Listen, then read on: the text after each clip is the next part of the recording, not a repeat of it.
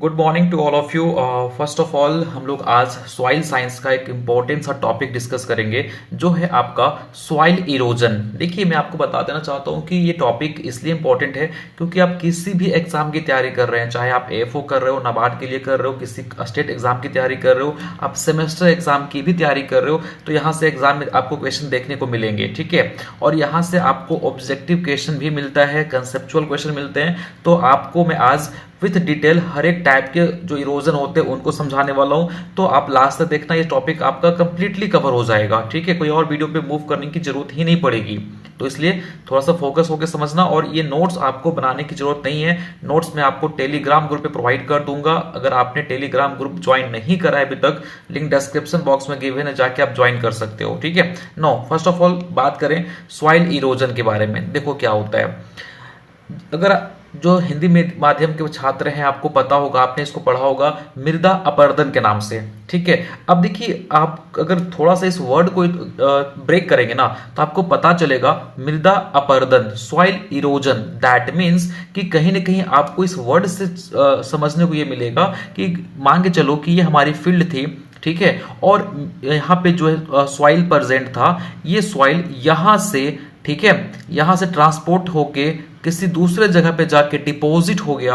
This is known as soil erosion. अब यहां से ट्रांसपोर्ट होने में, क्योंकि यहां सबसे पहले क्या हुआ होगा, डिटैचमेंट हुआ होगा, देन ये ट्रांसपोर्ट हुआ होगा, यहां पे जाके क्या हो गया होगा, डिपॉजिट हो गया होगा। तो दैट मीन्स कि अब इस सॉइल को एक जगह से दूसरे जगह तक ले जाने के लिए लॉट्स ऑफ फैक्टर काम आते हैं, जिसमें विंड भी रिस्पॉन्सिबल हो सकता है, वाटर भी रिस्पॉन्सिबल हो सकता है। तो है ना, मैं आपको आगे बताऊंगा, बट मेजर इसमें विंड और वाटर होते हैं जो कि कॉज करते हैं। ठीक है, तो अब देखिए इसके डेफिनेशन को समझिए क्या बोलता है। Soil erosion is the washing और ब्लोइंग अवे बाय वाटर और विंड। ठीक है, मोस्टली वाटर और विंड ही रिस्पॉन्सिबल होते हैं, इसके अलावा और भी फैक्टर्स हो सकते हैं। ठीक है, ऐसा कंपलसरी नहीं है, बट ज्यादातर जो फैक्टर इसके लिए रिस्पॉन्सिबल होते हैं वो आपके विंड और वाटर ही होते हैं। Of the top layer of soil, ठीक है, मतलब कि जो मिट्टी की टॉप लेयर होती है, ठीक है, उसको ये एक जगह से दूसरे जगह पे ले गया और वहां पे डिपॉजिट कर दिया। That is known as soil erosion. Erosion whether it is by water, wind और टिलेज, बहुत तरीके से हो सकता है इरोजन। ठीक है, बट यहाँ पे 3 स्टेप जो आपको याद रखनी है सॉइल इरोजन के अंदर। एक तो आपको याद रखना है कि सबसे पहले ये सॉइल था, ये सॉइल का जब इरोजन होने वाला होगा तो इसका होगा क्या, डिटैचमेंट, ये डिटैच कर जाएगा, लूज पड़ जाएगा। उसके बाद इसका होगा ट्रांसपोर्टेशन, ठीक है, जिसको मूवमेंट भी बोल सकते हो। ठीक है, अब ट्रांसपोर्टेशन वाया विंड के थ्रू हो सकता है, ये आपके इक्विपमेंट के थ्रू भी हो सकते हैं, ये आपके वाटर के थ्रू भी हो सकते हैं, ये आपके कुछ एंथ्रोपोजेनिक फैक्टर की वजह से भी हो सकते हैं। ठीक है, अब डिटेस्ट हुआ और यहां पे जाके फिर अगेन क्या हो गया, डिपॉजिट हो गया।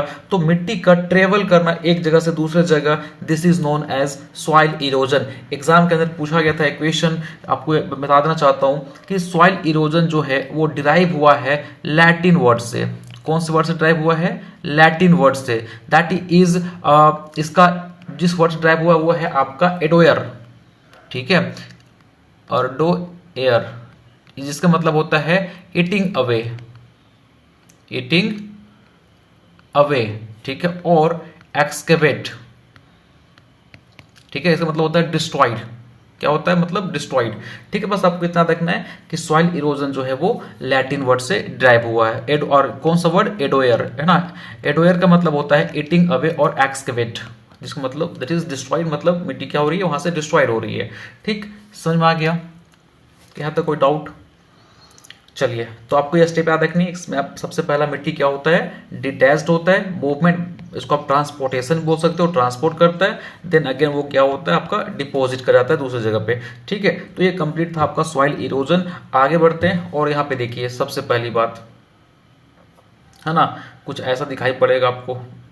नो, हम लोग टाइप पढ़ेंगे, लेकिन टाइप पढ़ने से पहले कुछ ऐसे फैक्टर के बारे में डिस्कस कर लेते हैं जो कि सॉइल इरोजन को कॉज करने के लिए रिस्पॉन्सिबल होता है। तो सबसे पहला फैक्टर है आपका, दैट इज डिफॉरेस्टेशन, डिफॉरेस्टेशन। अब डिफोरेस्टेशन में क्या होता है आपको पता है कि आज हम अपने मतलब बेनिफिट्स के लिए जो जंगल में लकड़ियां होती हैं उनको हम काट रहे होते हैं, ठीक है, ताकि वहां पे हम घर बना सके, अपना उस लकड़ी का यूज करके किसी और काम में लगा सके। तो हम क्या कर रहे हैं, धीरे धीरे वेजिटेशन को लॉस कर रहे हैं, है ना, नुकसान कर रहे हैं, और इनकी वजह से मिट्टी, खुद सोचो ना, जैसे मान के चलो कि ये फॉरेस्ट था, इसमें पूरी तरीके से जो है वो लकड़ी लगी हुई थी, हमारे पेड़ पौधे लगे हुए थे। तो अब जब क्योंकि ये पेड़ पौधे यहाँ पे लगे हुए होंगे ना, तो इनके जो जड़ होंगे वो क्या किया रहेगा, आसपास के सॉइल को टाइटली पकड़ के रखेगा। लेकिन आपने क्या किया, इसको कट कर दिया, इसको कट कर दिया, तो अब इनके प्लांट क्या हो जाएंगे, डेथ करेंगे, और यहाँ आसपास की मिट्टी क्या होगी, लूज पड़ जाएगी, और अगेन वाया विंड और वाटर के थ्रू ये वहां से ट्रांसपोर्ट कर जाएंगे। तो कहीं ना कहीं डिफॉरेस्टेशन भी एक आज का मेजर फैक्टर है जो कि इरोजन में रिस्पॉन्सिबल है। दूसरा फैक्टर इसमें आपका आ जाएगा, दैट इज ओवर ग्रेजिंग। ठीक है, क्या आएगा, ओवर ग्रेजिंग। आपको पता है कि आज ग्रेजिंग करवाने के लिए, मतलब पशु आप पाले हो तो उनको फीडिंग करवाने के लिए तो ग्रेजिंग करवाना पड़ेगा, ठीक है। लेकिन हम क्या करवाते हैं आज, क्योंकि पॉपुलेशन भी हम आज कैटल के ज़्यादा हो गया है, तो एक ही जगह पे, और मतलब एक मल्टीपल टाइम ऑफ एक जगह पे हम क्या करते हैं, ग्रेजिंग करवाने लगते हैं। तो जब आप मैक्सिमम एनिमल को एक जगह पे लंबे टाइम तक, फिर आप उसी एरिया में जब ओवर ग्रेजिंग करवा देते हो, मतलब एक लेवल तक ठीक है, लेकिन उससे ऊपर चले जाओगे तो क्या होगा, ओवर ग्रेजिंग। अब ओवर ग्रेजिंग की वजह से उसमें क्योंकि ऊपर की सब घास खत्म हो गई है तो मिट्टी लूज पड़ जाएगा, और अगेन जैसे विंड आएगा या वाटर आएगा वहां से मिट्टी को उठा के बाहर ले जाएगा, ठीक है। तो ओवर ग्रेजिंग भी एक इंपॉर्टेंट सा फैक्टर होता है। इसके अलावा आपका मानसून, आपको पता है सबसे बड़ा फैक्टर हमारा मानसून, क्योंकि जब बारिश होती है तो यहाँ यही रीजन होता है हमारा रिल इरोजन का, स्प्लैश इरोजन का, सीट इरोजन का, ठीक है। तो मैक्सिमम आपको जो इरोजन देखने को मिलेगा वो मानसून के टाइम पे ही मिलेगा। आप चाहे वो नदी की बात कर लीजिए, चाहे आप वो सी शोर इरोजन की बात कर लीजिए, ठीक है। तो वो सब आपको कहाँ पे मिलता है, मानसून के टाइम पे, क्योंकि इस टाइम पानी भरी होती है, और पानी जब बहती है तो अपनी इतनी तेजी से निकलती है कि आसपास की मिट्टी को भी वो लेके चला जाता है। इसके अलावा लास्ट आप देखेंगे तो अगर हम इम्प्रॉपर कल्चरल प्रैक्टिसेस को फॉलो कर रहे हैं, मतलब आप मिट्टी को कुछ इस तरीके से फॉलो कर रहे हो, ठीक है। आप जब, आपको पता है, हम टिलेज करते हैं या फिर हम जब कोई फार्मिंग करते हैं तो मिट्टी को आप सही तरीके से अरेंज नहीं कर रहे हो, मतलब आप जो प्रॉपर पैटर्न होना चाहिए वो फॉलो नहीं कर रहे हो, ठीक है। तो ये भी क्या हो सकता है, एक तरह का इरोजन का कारण बन सकता है, ठीक है। समझ में आ गई बातें। तो ये कुछ इंपॉर्टेंट से फैक्टर हैं जो कि सॉइल इरोजन को बढ़ावा देते हैं, ठीक है। तो अब हम बात करेंगे टाइप्स ऑफ सॉइल इरोजन के बारे में। तो देखिए, इसको आप जब भी लिखेंगे ना तो इनको आप ऐसे लिखिएगा, सॉइल इरोजन। इसको दो पार्ट में हम लोग कैटेगराइज करते हैं, एक हो गया आपका जियोलॉजिकल, एक होता है आपका एक्सीलरेटेड, ठीक है। लेकिन जब भी हम जियोलॉजिकल की बात करेंगे तो इसके अंदर आपका जो भी नेचुरल एक्टिविटी है, जैसे विंड की वजह से इरोजन कोज हो रहा है, चाहे आपका वाटर की वजह से हो रहा है, आप यहाँ पे देखेंगे सीसोर इरोजन हो गया, ठीक है, रेवाइन इरोजन हो गया, तो ये सारे क्या हो रहे हैं आपके, ये नेचुरली हो रहे हैं, तो वो किसके अंदर आ जाएगा, जियोलॉजिकल के अंदर आ जाएगा। लेकिन हम एक्सीलरेटेड की बात करेंगे तो मैनमेड एक्टिविटी, हम कुछ ऐसे एक्टिविटी कर देते हैं, लाइक डिफॉरेस्टेशन मैंने बताया आपको, ठीक है। तो वो सारे जो एक्टिविटी जिसकी वजह से हमारा मतलब कि ह्यूमन की एक्टिविटी से जो इरोजन कॉज हो रहा है वो किसके अंदर आता है, आपका एक्सीलरेटेड इरोजन के अंदर आता है, ठीक है। यहां तक कोई दिक्कत नहीं। चलिए अब सबसे पहले समझते हैं हम लोग कि भैया ये जियोलॉजिकल इरोजन होता क्या है। देखो साफ साफ यहाँ पे लिखा हुआ है कि it is a normal process representing erosion of land in natural environment, ठीक है। It is caused by effect of rainfall, run of wind, topography, atmospheric temperature. That means कि जियोलॉजिकल इरोजन ये वो इरोजन होता है जहां पे इरोजन नेचुरल इन्वायरमेंट की वजह से कॉज होता है, नेचुरली हो रहा है। जैसे अगर एक्सेस रेनफॉल हो गया तो देखने को मिलेगा, ठीक है। एक्सेस पानी जो है वो रन ऑफ कर रही है तो उनकी वजह से देखने को मिलेगा। हवा बहुत तेजी से बह रही है तो उनकी वजह से देखने को मिलेगा। टोपोग्राफी की वजह से मिलेगा। एटमॉस्फेरिक टेम्परेचर, ह्यूमिडिटी, इनकी वजह से देखने को मिलेगा। तो इस टाइप के जो हमारे इरोजन होते हैं उनको हम बोलते हैं जियोलॉजिकल इरोजन, ठीक है। समझ में आ गया बातें, कोई दिक्कत। चलिए आगे बढ़ते हैं। 9 अब देखो एक्सीलरेटेड की बात करेंगे तो इसमें क्या होता है कि यहाँ पे जो इरोजन कॉज हो रहा है वो कुछ मैन मेड एक्टिविटी, मतलब हम लोग की गलतियों की वजह से हो रहा है, ठीक है। या फिर आप देखेंगे तो हम आज क्या कर रहे हैं कि मिट्टी को कट, प्लांट पेड़ पौधे को कट कर रहे हैं, ठीक है, वहां पे घर बना दे रहे हैं, या फिर वहां पे हम खेती करने के लिए डिफोरेस्टेशन कर रहे हैं। तो ये सब कुछ इंपॉर्टेंट एक्टिविटी है जिनकी वजह से इरोजन अगर कॉज हो रहा है तो उसको हम बोलते हैं क्या, आपका एक्सलरेटेड इरोजन। और यहाँ पे देखेंगे तो हम क्यों करते हैं, ताकि हम वहां पे क्रॉप को ग्रो कर सके, हम वहां पे बिल्डिंग बना सके, घर बना सके। तो मतलब कहीं ना कहीं बात यही वाली हो गई कि अपने सेल्फ काम के लिए, अपने कुछ यूजफुल एक्टिविटी करने के लिए, या फिर अपने सेल्फिश के लिए हम क्या करते हैं, पूरा का पूरा जंगल जो है उस जगह पे काट कर देते हैं। सबको फैक्ट्री बनानी है तो हम क्या करते हैं, जंगल में कई सारे पेड़ को काट कर देते हैं। तो जिनकी वजह से काफी, एक तो हमारा ग्लोबल वार्मिंग का इफेक्ट तो देखने को मिल ही रहा है, तो उसके अलावा जो है वो कहीं ना कहीं इरोजन भी कॉज होने का खतरा बन जाता है, ठीक है। तो ये जो मतलब आपको सिर्फ इतना समझना है कि जियोलॉजिकल की बात करेगा तो वो नेचुरली हो रहा है, और एक्सलेटेड की बात करेगा तो भैया हम लोग की एक्टिविटी की वजह से, हम लोग की गलतियों की वजह से जो इरोजन कॉज हो रहा है वो आपका इसके अंदर आता है। दैट्स इट, ठीक है। नो, आगे बात करते हैं erosion due to surface run off. That means कि आप, रन ऑफ का मतलब क्या होता है, जैसे मान के चलो कि ये आपकी मिट्टी है और पानी इसके ऊपर से बह रही है, तो एक साथ में क्या करेगी, आपके जो भी सॉइल के पार्टिकल्स होंगे उसको यहाँ से लेके वो आगे चली जाएगी। तो इनकी वजह से किस किस टाइप का इरोजन कॉज होता है, जैसे आपने सुना होगा रील इरोजन, गली erosion, splash erosion, seat erosion. तो ये सारे जो है वो इसी के टाइप्स और इसी के अंदर हम उसको जो है वो डिटेल में स्टडी करेंगे, ठीक है। वहां से एग्जाम में क्वेश्चन आपका देखेंगे बना हुआ है, ठीक है। तो सबसे पहला आप यहाँ पे समझिए कि आपने सुना होगा दो टाइप का इरोजन, एक होता है स्प्लैश इरोजन, बच्चों को बहुत कंफ्यूजन होता है, दूसरा होता है सीट इरोजन। अब ये दोनों में क्या डिफरेंस है, देखो जब भी हम स्प्लैश की बात करेंगे तो यहाँ पे क्या होता है, जैसे मान के चलो आपने नोटिस किया होगा कि ये ग्लास है, इसमें पानी भरा हुआ है। जब इस भरा हुआ ग्लास पे जब ऊपर से कोई भी सैंड का कुछ भी पार्टिकल्स आप मान के चलो, कुछ भी पार्टिकल्स को डालते हो तो छपाक से एक आवाज आती है, और जो यहाँ पे वाटर है वो कुछ इस तरीके से बाहर की तरफ आपको जंप करता हुआ दिखाई पड़ेगा। होता है ना ऐसा, नोटिस किया आपने? नहीं किया तो घर में कुआं होगा या फिर ग्लास में पानी लीजिए और कुछ ऊपर से ड्रॉप करके देखिए, आपको कुछ आवाज आएगा और जो आपके वाटर के पार्टिकल्स होंगे वो ऊपर की तरफ उठेंगे, ठीक है। आप नोटिस करना है चीजें। तो इसी तरीके से होता क्या है कि मान के चलिए आप सॉइल है आपका, और जब रेनफॉल हो रही होती है तो जब जो वाटर होता है वो काफी हैवी वेलोसिटी के साथ हमारे जो सैंड, सॉरी हमारे जो सॉइल है उससे स्ट्राइक करती है, और जब ये स्ट्राइक करेगी तो जाहिर सी बात है जहां पे स्ट्राइक करेगी वहां पे जो आपके सॉइल के पार्टिकल्स होंगे वो डिटैच्ड होंगे, लूज होंगे, ठीक है। तो इसी को हम बोलते हैं स्प्लैश इरोजन, मतलब हैवी वेलोसिटी से जो रेनफॉल हो रहा था जब वो हमारे सॉइल पे जब सॉइल पे आएगा, तो क्योंकि हैवी वेलोसिटी की वजह से यहाँ पे जो आपके सॉइल के पार्टिकल्स होंगे वो डिटैच कर जाएंगे, और उसी को बोलते हैं हम लोग स्प्लैश इरोजन। सीट इरोजन का सिंपल सा मतलब है कि मान के चलो ये आपका खेत है, इसमें आप फार्मिंग कर रहे थे और हैवी रेनफॉल हुआ और ये सारा ऊपर का जो लेयर है वो टॉप लेयर को बहा के लेके चला गया, ठीक है। इसी को बोलते हैं हम लोग सीट इरोजन, मतलब ऊपर का सीट ही क्या हो गया, गायब हो गया, और इसी सीट इरोजन को हम लोग बोलते हैं फार्मर्स डेथ, ठीक है। क्यों बोलते हैं फार्मर्स डेथ, एनीवन बताइए कोई, कि भैया सीट इरोजन को हम लोग फार्मर डेथ क्यों बोलते हैं, what is the reason behind this. इसके पीछे रीजन ये है क्योंकि ये आप देखेंगे तो किसान क्या करता है, सबसे ऊपरी लेयर जो होता है आपका उसको वो काफी फर्टाइल बना के रखता है, वो फर्टाइल लेयर होता है, वहां पे हम फार्मिंग करते हैं, वो अच्छे खासे जो है वो अपने प्रोडक्शन लेते हैं। लेकिन अब वो ऊपर का लेयर ही चला गया तो मिट्टी क्या हो जाएगी, अगेन इनफर्टाइल हो जाएगी, आपका ओ होरिजोन ही चला गया, ठीक है।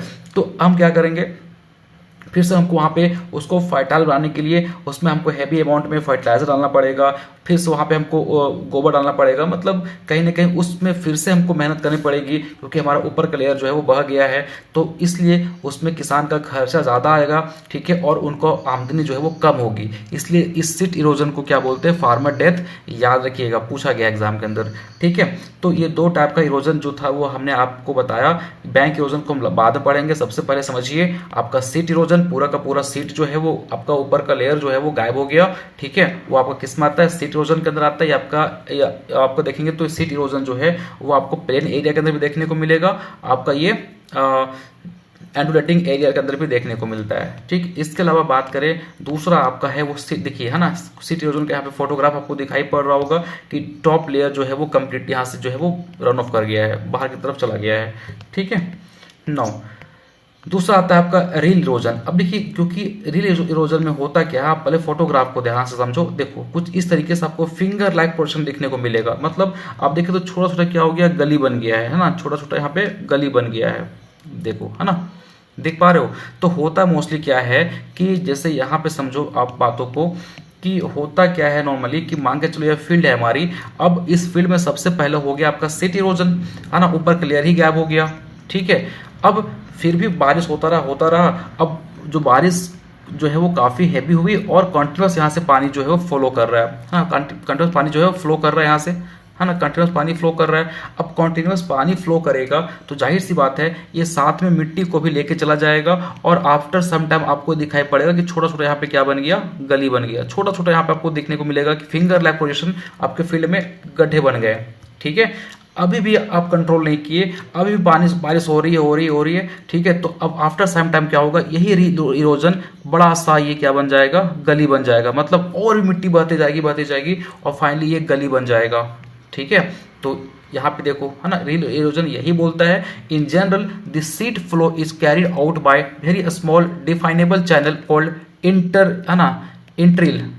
ठीक है, तो मतलब यहाँ पे देखेंगे तो फील्ड के अंदर छोटा छोटा एक चैनल बन जाएगा ऐसे ऐसे।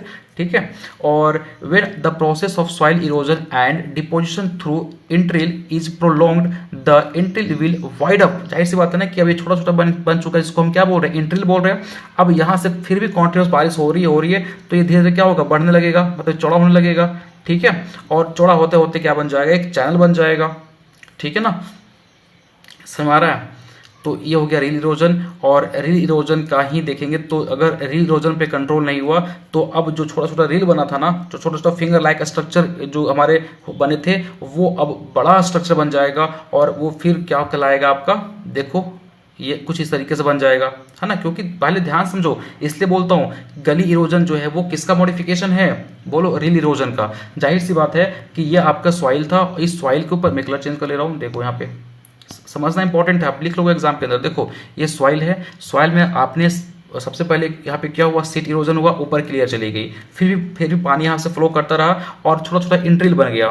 ठीक है, छोटा छोटा यहाँ पे इंट्रिल बन गया ऐसे ऐसे। ठीक है, अभी भी पानी यहाँ से फ्लो कर रही है, धीरे धीरे क्या होगा, ये इनका जो शेप है वो वाइड होना स्टार्ट होगा, मतलब ये चौड़े होने स्टार्ट हो जाएंगे। ठीक है, और फाइनली क्या हो जाएगा, ऐसे एक बड़ा सा यहाँ पे गली बन जाएगा, कुछ इस तरीके से देख पा रहे हो, यहाँ से एक बड़ा सा गली बन गया बीच में। ठीक है, तो ये क्या कहलाता है, आपका गली इरोजन कहलाता है। तो गली इरोजन किसका मॉडिफिकेशन है, रील इरोजन का। ठीक, याद रखिएगा ये चीजें। ठीक, कोई दिक्कत, जो मैं बात बता रहा हूँ यहाँ पे लिखा हुआ है, आप इसके ऊपर पढ़ लेना। ठीक है ना, यहाँ तक कोई दिक्कत। अब देखो एक वहां पे बचा हुआ था आपका, देखिए 2-3 टाइप का इरोजन और होते हैं, आपको बताता हूं। एक होता है आपका दैट इज ग्लेशियल इरोजन। ठीक है, ग्लेशियल इरोजन क्या होता है, एनीवन, आप देखे होंगे जहाँ पे बहुत ही ठंडा एरिया होता है, जहाँ पे बर्फबारी होती है, तो ऊपर का जो बर्फ होता है वो काफ़ी मान के चलो कि मेल्ट कर गया, और मेल्ट करने के बाद ये यहाँ से क्या होता है, नीचे आना स्टार्ट होता है, और बहुत ही हैवी वेलोसिटी में आपको नीचे आता हुआ दिखाई पड़ेगा।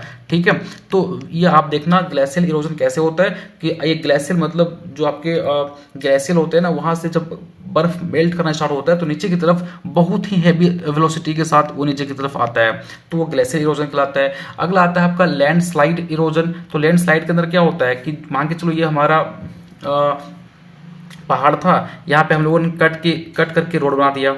ठीक है, अब होता है क्या है कि मोस्टली यहाँ पे अगर हैवी रेनफॉल हुआ या फिर कुछ भी हुआ, सॉइल पार्टिकल यहाँ से डिटेल्स होंगे और कई बार देखेंगे तब यहाँ पे रोड ही ब्लॉक कर देगा। क्यों, क्योंकि यहाँ के सारे जो सॉइल पार्टिकल्स थे वो नीचे की तरफ आ गए। तो लैंडस्लाइड की वजह से जो इरोजन कॉज हो रहा है उसे हम लैंडस्लाइड इरोजन बोलते हैं।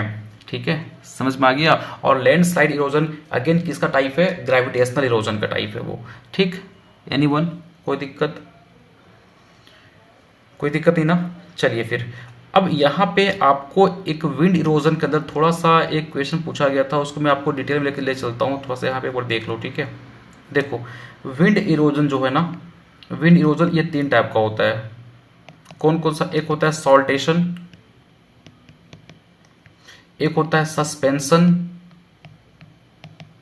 ठीक है। एक होता है आपका सॉइल क्रीप। सॉइल क्रीप, देखो सॉल्टेशन का मतलब क्या होता है, आपने देखा होगा कि एक बॉल को आप फेंकते हो तो कुछ इस तरीके से जाता है, जंप करता हुआ जंप करता हुआ जंप करता हुआ, ऐसे जाता है ना बॉल, ऐसे जाता है, ऐसे जाता है बॉल आपका। ठीक है। तो जब आप एक बॉल को थ्रो कर रहे हो तो जंप करके करके करके आगे बढ़ रहा है, तो सॉल्टेशन के अंदर भी यही होता है, मतलब यहाँ पे आपको जो मिट्टी फ्लो करती है वो जंप कर करके फ्लो होती है। ठीक है। और यहाँ पे जो सॉइल का पार्टिकल का साइज रहता है वो कितना होता है, 0.10 से लेके 0. आपका 15 mm का होता है। ठीक है। सस्पेंशन के अंदर, क्योंकि ये हवा के अंदर बहुत सारे सॉइल पार्टिकल्स आपको उड़ रहे होता है, आपको पता नहीं चलता। ठीक है। तो सस्पेंशन के अंदर काफी स्मॉल पार्टिकल का साइज होता है, अप टू देखेंगे तो लेस देन 0.1 mm।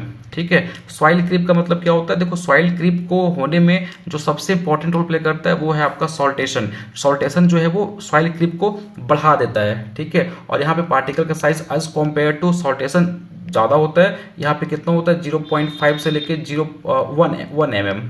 ठीक है। इतना होता है यहाँ पे।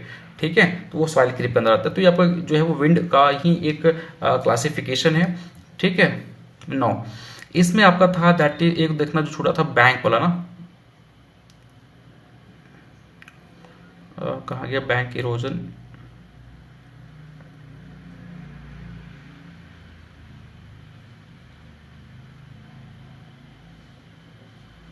देखो बैंक इरोजन कुछ भी नहीं है। आपने देखा होगा, मान के चलो ये नदी है। ठीक है। पानी बह रहा है यहाँ पे, नदी के अंदर देख पा रहे हो आप लोग, नदी में पानी बह रहा है। तो होता क्या है कि जब नदी में बाढ़ आती है या फिर ऐसा कुछ पानी बहता रहेगा, तो ये साइड साइड के जो मिट्टियां होती है उनको ये काट काट के क्या होता है, आगे बहा के आगे लेते हो जाता है। ठीक है। साइड साइड की मिट्टी को ये काट के ये बहाते चलता है। ठीक है। तो इसी को हम बोलते हैं दैट इज आपका बैंक इरोजन। ठीक है। समझ में आ रही बातें। चलो अगला आता है आपका दैट इज लैंडस्लाइड, तो मैंने बता दिया आपको, है ना। टिलेज इरोजन, देखो टिलेज, कई बार टिलेज की वजह से भी इरोजन होता है। जैसे मान के चलो आप यहाँ पे देख पा रहे होंगे कि ये हार्ड पैन था, हम यहाँ पे टिलेज कर रहे हैं, अब बहुत तेज हवा चल रही है, टिलेज करते हुए बहुत तेज हवा चल रही है, तो क्या होगी, यहाँ मिट्टी को भी यहाँ से ये उड़ा के कहीं बाहर उधर लेके चली जाएगी। ठीक है। तो ये टिलेज की वजह से भी कई बार इरोजन होता है, लेकिन ये टिलेज जो है वो बेस्ट होता है आपके लिए वाटर इरोजन के लिए, क्योंकि मिट्टी अगर हार्ड पेन है तो पानी यहाँ से फ्लो करना स्टार्ट कर जाएगी। लेकिन अगर आपने टिलेज कर दिया है तो जो पानी ऊपर से आएगा वो यहाँ पे एब्जॉर्ब हो जाएगा, तो आपको वाटर इरोजन से तो बच जाओगे। लेकिन अगर मिट्टी काफ़ी ड्राई है और उस टाइम हवा चल रही है तो वो मिट्टी जो है वो बहा के आपके जो है वो विंड इरोजन लेके जाके यहाँ चला जाएगा और विंड इरोजन के लिए फिर खतरा का कारण बन जाता है। ठीक है ना। नो, देखिए लैंडस्लाइड यहाँ पे है ना, मिट्टी यहाँ ऐसे खड़ी होगी, यहाँ पे हुआ क्या, लैंडस्लाइड हो गया। ठीक है। नीचे तो इसको लैंडस्लाइड इरोजन बोलते हैं। ठीक है। अब नो, एक यहाँ पे इंपॉर्टेंट है कि भैया इरोजन की वजह से क्या क्या प्रॉब्लम होते हैं। सबसे पहली बात कि एग्रीकल्चरल प्रोडक्शन जो है वो आपका लॉस हो जाएगा, क्योंकि सीट इरोजन हो गया, पूरा का पूरा टॉप लेयर ही चला गया, तो आपके जो एग्रीकल्चरल प्रोडक्शन है वो कम हो जाएंगे। न्यूट्रिएंट का लॉस आपको देखने को मिलेगा, क्योंकि टॉप लेयर पे न्यूट्रिएंट थे वो सारे का सारा खत्म हो गया, है ना। अब इनफिल्ट्रेशन रेट भी कम हो जाएगा, क्योंकि अब ध्यान समझो, सीट इरोजन हो गया, ऊपर का जो हमारा काफी फर्टाइल लेयर था जो कि पानी को एब्जॉर्ब करता था वो भी खत्म हो गया। ठीक है। तो अब पानी का अंदर इनफिल्ट्रेशन जो है वो अच्छे तरीके से नहीं होगा, वो भी कम हो जाएगा। ठीक है। टिलेज का जो कॉस्ट है वो बढ़ जाएगा। ठीक है। रिवर के अंदर फ्लड आता है जिसकी वजह से आसपास के वो मिट्टी को भी बहा के लेके चला जाएगा, है ना। और कई बार ये डिक्रीज होता है यूजफुल लाइफ रिजर्वायर के अंदर, है ना। Survival of wild life problem करता है, लैंड डिग्रेडेशन होता है, कॉस्ट रिमूवल ऑफ सेडिमेंटेशन और डिजर्टिफिकेशन। ठीक है। तो ये सब प्रॉब्लम होते हैं इरोजन की वजह से। ठीक है। तो आपको आज हमने कहीं ना कहीं इरोजन के बारे में पढ़ाया और इम्पॉर्टेंट टॉपिक था। आपको सारा जो क्लासिफिकेशन है, गली इरोजन, रिल इरोजन, देखो कंफ्यूज मत करना एग्जाम के अंदर। ठीक है। सिंपल सी बात है, सीट इरोजन हुआ, ठीक है, पहले तो आपका स्प्लैश हुआ, फिर सीट हुआ, फिर क्या आपका आ जाएगा बताओ, फिर आपका रील आ जाएगा, फिर आपका देखेंगे तो गली इरोजन आ जाएगा। ठीक है। यहाँ तो कोई दिक्कत। चलो फिर आज के लिए इतना रखते हैं, नेक्स्ट लेक्चर में हम लोग कोई और टॉपिक के ऊपर डिस्कस कर रहे होंगे। आज हम लोगों ने सॉइल इरोजन को कंप्लीट डिस्कस कर लिया है। ऑयल के नोट्स आपको हमारे टेलीग्राम ग्रुप पे मिल जाएंगे, वहां पे जाके आप डाउनलोड कर लेना। ठीक है। चलिए, थैंक यू सो मच।